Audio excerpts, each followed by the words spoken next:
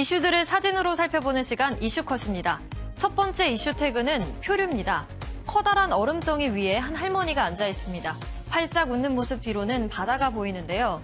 사진 속 이곳은 1년 내내 얼음 빙하가 떠다닌다는 아이슬란드의 유명 관광지 요쿨살론이란 곳입니다. 이 할머니는 이곳에서 기념사진을 남기려고 의자 모양의 얼음덩이 위에 앉았는데요. 그런데 갑자기 해변으로 파도가 밀려들어와 바다로 휩쓸려갔습니다. 다행히 근처에 있던 한 남성이 해변으로 뛰어들어 구조했다는데요. 이 할머니는 이 남성의 도움으로 안도의 한숨을 내쉴 수 있었습니다. 두 번째 이슈 태그는 쓰레기산입니다. 여기 엄청난 양의 쓰레기들이 보입니다. 산을 이룰 정도로 많이 쌓여 있는데요. 이곳은 충청남도 당진항에 있는 한 야적장의 모습입니다. 한 쓰레기 폐기 처리 업체가 베트남 수출용이라면서 지난해 2월부터 반입한 것들인데요. 업체 관계자는 수출 가능한 품목이다. 10,000톤을 채워서 수출하려 했다라고 말했습니다.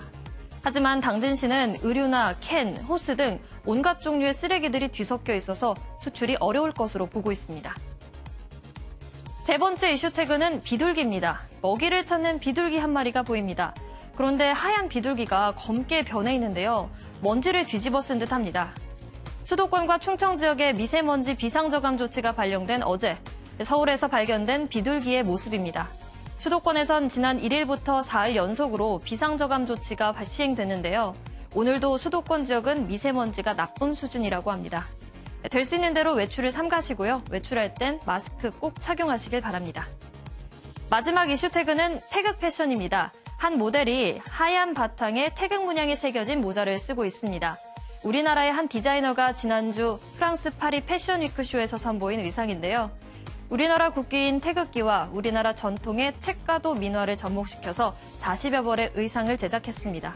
이 책가도란 책과 책장을 중심으로 한 각종 문방구와 화훼를 그린 그림인데요.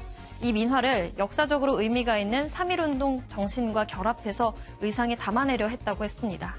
매 시즌 전통 민화를 이용한 컬렉션을 선보이던 이 디자이너는 이번에도 한국의 미를 전 세계에 알렸습니다. 지금까지 박진아의 이슈컷이었습니다.